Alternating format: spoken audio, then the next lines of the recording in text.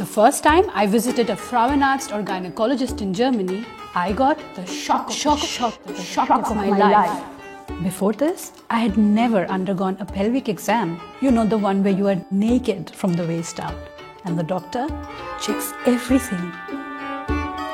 This never happened to me in India, because when I was growing up, it was not very common for young women to visit a gynecologist unless they were sick. In many societies, including India, the woman's body often represents honor, and so it must be covered and protected. This practice often stems from religious rules.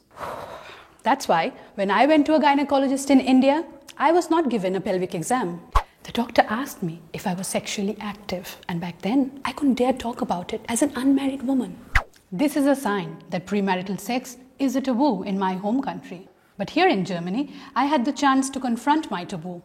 As a matter of fact, what exactly is a Tabu? Man kann ein Tabu als Mussnorm beschreiben, also als ein normatives Konstrukt, was Dinge in einer Gesellschaft regelt oder in einer Gruppe, die zu diesem Tabu dazugehört. Das Ganze ist mit Sanktionen belegt. Handle ich einem Tabu zuwider, werde ich automatisch bestraft. Und Tabus haben häufig eine identitätsstiftende Funktion und die Wirkweise rund um ein Tabu basiert im Grunde auf dem psychologischen Phänomen, dass Menschen nicht ausgeschlossen werden wollen und nicht bestraft werden wollen, sondern dazugehören wollen. Almost all societies across the world have their own sets of taboos due to their diverse histories. Some are found in more than one part of the world, like infertility, menstruation, or homosexuality. And others are more local in nature, like the German taboo of being too openly patriotic. But we will come to that later. By the way, did you know that the Germans, who usually do not blink once before sitting naked in a sauna, used to have strong taboos about premarital sex, which they don't anymore. Today, it is very normal for people in Germany to be sexually active without marriage, and most Germans have sex for the first time in their lives before they legally come of age at 18. Nowadays, people live together as a family and have children without feeling the pressure of marriage. This has a lot to do with the declining influence of the church here. After World War II, more than 90% of the Germans were members of either the Catholic or the Protestant church. Now, this number has almost halved. This change in society is also evident in the controversial issue of abortion. In Germany, abortion is not yet fully decriminalized, and it is permitted only with exceptions. Let's have a look at a few key moments in German history that helped the society to come to terms with this sensitive topic. In the 60s, women's roles extended beyond the household, and new opportunities opened up for them in the society and economy.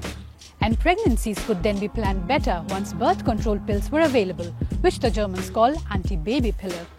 Yeah, the name is a bit weird, I agree. But that's typical of the German language, direct and no space for confusion.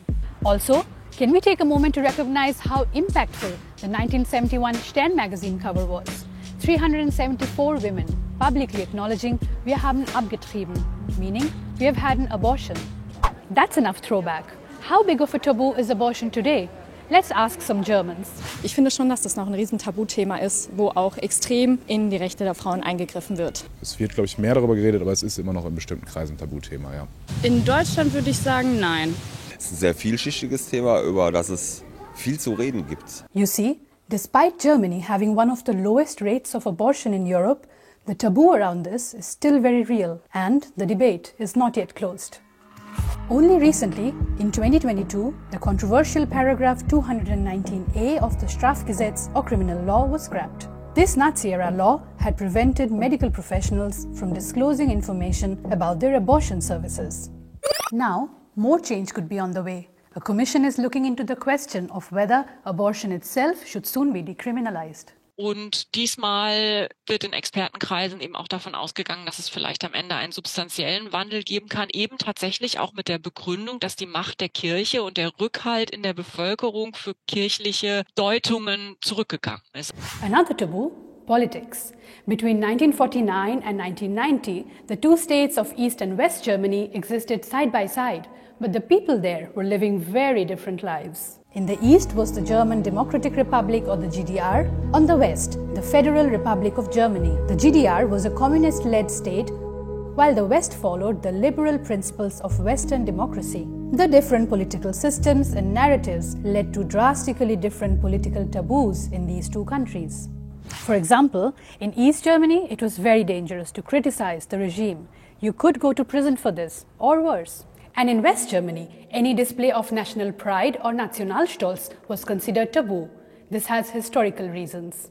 The misuse of the idea of national pride had been a major factor in the Nazis' rise to power. After Germany's defeat in World War II, a new awakening of this pride was to be prevented at all costs. In both German states, talking about the involvement of family members in the Second World War or the Holocaust was avoided for many years. Thankfully, that has changed in the last decades. But is that all? Or are there more taboos in Germany? Thema Religion ist immer noch so ein bisschen ein dünnes Eis manchmal. Sexuelle Orientierung war schon so ein Tabuthema und das ist eigentlich ganz schön, dass das heutzutage in der Gesellschaft ein bisschen anders ist. Irgendwie Gesundheitsthemen oder so könnte ich mir vorstellen. Gleichberechtigung ist auch noch ein ganz schwieriges Thema. Depression, finde ich, ist auch einer der Themen, wo sich viele nicht trauen, das einfach mal auszusprechen. Das Thema Geld ist einfach noch ein Tabuthema, weil da zu wenig drüber gesprochen wird. Oh yes, money. Germans usually don't like to discuss their income with others. So if you want to make small talk, maybe you should avoid this question. Which is a big contrast for me, because Indians never hesitate to discuss the paycheck at all.